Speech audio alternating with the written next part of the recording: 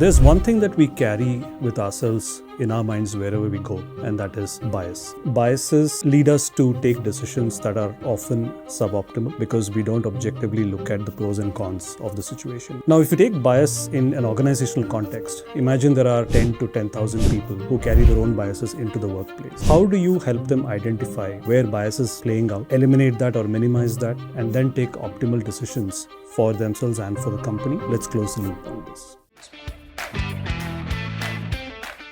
Joining me on Close the Loop is Bridget Nambiar. Bridget is a CHRO of Altruist. Bridget, welcome to the show. Hi. Thank you.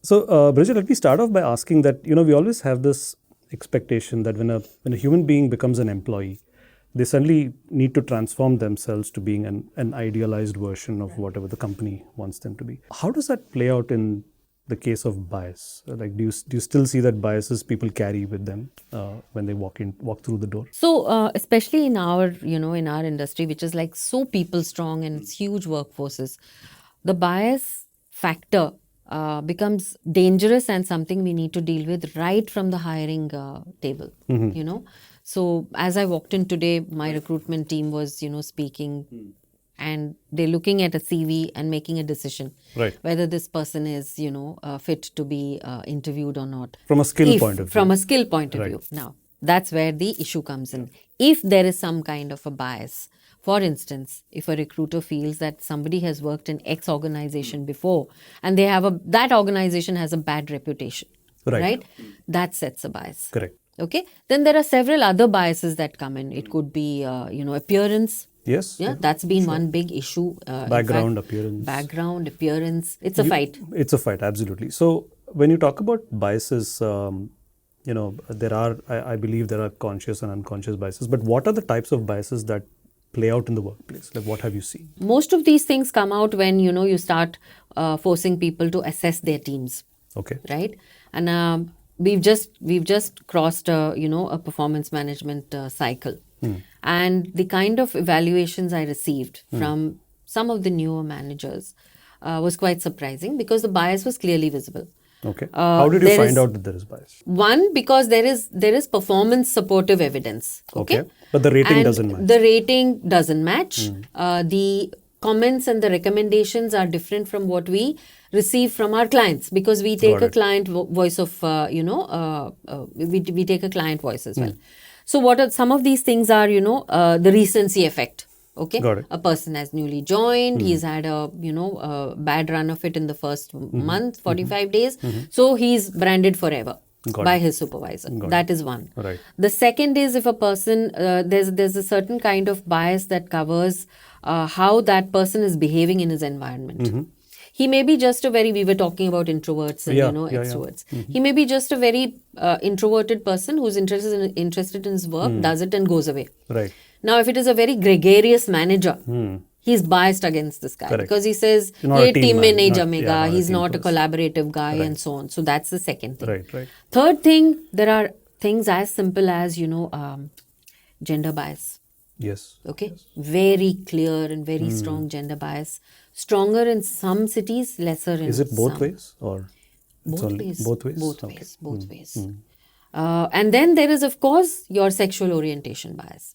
Okay, right. Okay, which is becoming more as it's become more diverse, gender diversity. Exactly. So inclusion is sometimes very people are very resistant. Correct. And they're openly resistant, which is what worries me. Yes. Yes. So the way for someone like you who's a leader to find out that there's large scale bias in the organization is when you look at this disparity, that performance is at a certain level but the rating is not at a certain level. Once you find that out, what do you do? Because you probably have hundreds of managers here, right, and thousands of employees. So how do you maybe what steps do you take? How do I address it? Yeah. So I'll go one step back, Srinivasan, and just tell you how do I find out whether this exists. 5 years ago, if you had asked me this, I would have been blank because I did not know. When I realized the number of people that we have in our fold, and I had 1 or 2 escalations coming to me, I said, something needs to be done about it. So there are 2 or 3 things we do. One is that anybody who has been, rejected or exits, we do a random one-on-one calling. Okay. no matter at what level. So there is a percentage, and that's divided amongst myself and a committee. This committee does this outcalling, and there is a format Okay. which is clearly filled out. Right. From that, we come to know whether there is something worrisome in a particular center. And there is also a percentage in every center. So for every 1,000 people, I have a percentage that need to be, Right. cross-checked. But you're not worried that someone who was rejected might have an overtly negative opinion of the interviewer, or do you factor that That into your- balances out if it comes through in other areas as well. Right. Okay. And also what we do is we do a back check. Okay. We check if it's the same person it's coming out against. If it's the same team it's coming out against. Got it. Right? Got it. And I sensed it when I was walking in, but a majority of your workforce is young. I'm thinking 18 to 22. 18 to 22. So how does this age group, and we talk about Gen Zs and all of that. So do they walk in through the door being largely aware when a bias is they're the victims of bias? And have you seen that change over the years? Yes, I'm happy to say that there is a change at least over the last 2.5 to 3 years. And I think COVID is mainly responsible. The fact that the lockdown came in and a lot of media pushed messages started coming out, right? Yeah. A lot of information was being pushed through SMS, through apps, and so on and so forth. Right. Now, these young people, about 3-4 years ago, I would say, they were not so aware.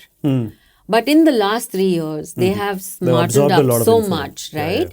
And also, organizations have realized that they can reach out via WhatsApp, they can reach out Correct. via, Yes. there are so many messages that come. I'm a member of some of those organizations, and the messages come clearly telling them, if you have this problem, this is what you need to do. Wow. If you have a doubt about such and such a thing, Right. go to dash.gov.in and you can get your information. Correct. That is one wonderful change that has happened for, the lower level employees. Right. The higher level employees always had their ways and means of finding out, right? Right. The lower level employees were always outside the pale. And that has kind of been destroyed now. And I think it's a happy situation. Right. I have managers who come and tell me, "Abhi to pata nahi kya kare, sabko sab kuch malum hai." I said, "It's good." Jab sabko sab kuch malum hai, Yeah, that then is it's good, right? They'll challenge you and they'll help you That's the elevate. end of Kali Yuga, basically, Right. So- You mentioned about some of the things that the leadership in the organization can do, but what about the employees themselves? Do you find that when they are receiving this communication from the leadership, or they're seeing that there are these skip levels and all that happening, do you find that there is an openness to change, or do you still find that there is a lot of inertia in people and they're like, hum to hain, aise we cannot change some of our So at the risk of being very controversial, Srinivasan, I have to tell you that this is higher in some geographies I see. Okay. and lesser in some. Okay. Okay. Okay. So I can tell you, Mumbai, for instance, is very forward. Because Mumbai has absorbed Has people always from, absorbed, right? people, right? But there are other places which, just to be safe, I will not mention, where it is extremely restrictive. Right. There is huge resistance. There is huge hierarchy. Correct. Because the old system still persists. Correct. So the person, brings in a lot through the door as they walk in through the door. Yes. What about, I think this is also a time in history when the workforce probably has everyone from baby boomers to Gen Z. Do you see that age is also playing a role here? I would say that, many of my colleagues, including the one here back in the office, they're all much younger than me. They're about 15, 17, 18 years younger than me. So do you feel like when there's a huge gap between the majority of the workforce and the leadership, are there those biases that you have witnessed in your career as well? Not so much. At least not in the BPO industry, honestly. Okay. Because here everyone is, very accepting and you have all sorts and all types. It's kind of the done thing. But I can tell you that I worked in one of the largest e-commerce companies before I joined here. And the founders were very young people, okay? I was reporting to them. Right. While I didn't have a problem, there were 3 or 4 of my peers who were very clear saying, "Ye kya janta hai, bachcha hai kal ka." Right. Yeah. So that, if you ask me, does not exist at the junior levels. Right. The senior levels sometimes are finding it hard to accept. Got it. And, what happens when there is bias in the HR organization? One is that it clearly behooves the CEO, the COO, and the CHRO to be extremely watchful of this because it can cause so much of damage. Right. So how do we do that? Number one, for gender bias, very simple. Right. Ratios of people being hired. Right. Yeah. Okay. Ethnic bias, very clear. The ratios of, Right. ethnic rejections. Okay? Got it. From the other side, not from how many are being hired. Inclusivity bias, right? That would be on skips with, the next and the next level. And again, repetitively, if some name comes up, Yeah, then do you find that employees are today a lot more honest in these skips? Because I've been, a long time ago, but they tend to be a little guarded. no, they're very open. They're very vocal. It depends. There again, I see that it depends on how it is being taken to them.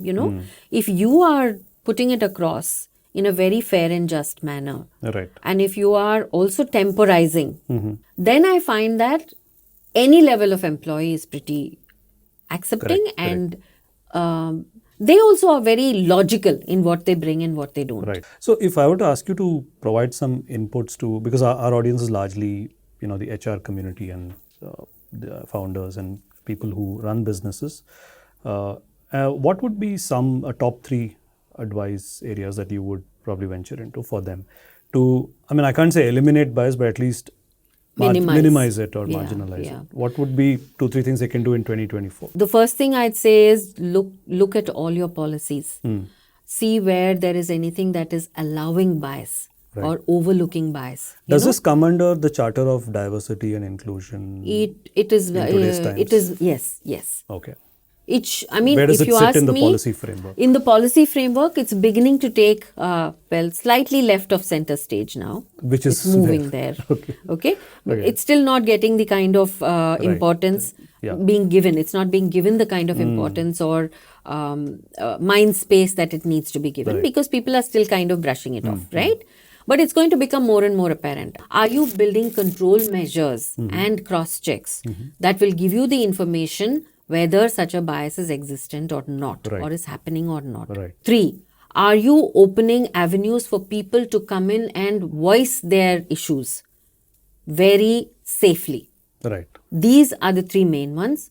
The 4th and 5th would be information, sensitization, and accountability. But would all of this be possible if, let's say, a managing director or a CEO or a founder were not bought into it? Is that an important thing as well for a head of HR to make sure that they are bought into? In many cases, they don't buy in. Okay. In many cases, there is resistance from the simply from the operations team because they say, "अरे बेकार में ये सब बाहर आएगा और फिर लोग चले जाएंगे." But then I won that battle. I think that it can be done. And have you ever been in a situation where a manager or a person who was performing very well had to be either let go or pulled up because of biases demonstrated? Yes. That's I'm always a happy hard to one. say that I've never faced a situation where any of my CEOs have said no, not till date. Okay, I hope it stays that way. Yeah. I do believe it's going to be that way. At least in the larger organizations. See, I can't speak of the mid-sized organizations, or even the small ones. The small ones, what we term as, sexual harassment. Yeah. One of the big things I'm talking about these days is sexual harassment for boys and for girls. Yes, for men and for women. Yes, it's just that now I need to start making the men speak up. Yeah. Correct. Because they don't. Yes. Okay? When there is actual cause for concern, right? But I hope that these conversations can, get more companies to start thinking. But thank you so much for coming on our show, and I'm sure that our audience will take away a lot from your inputs on bias. Thank you. Bridget. Thanks. Bye-bye.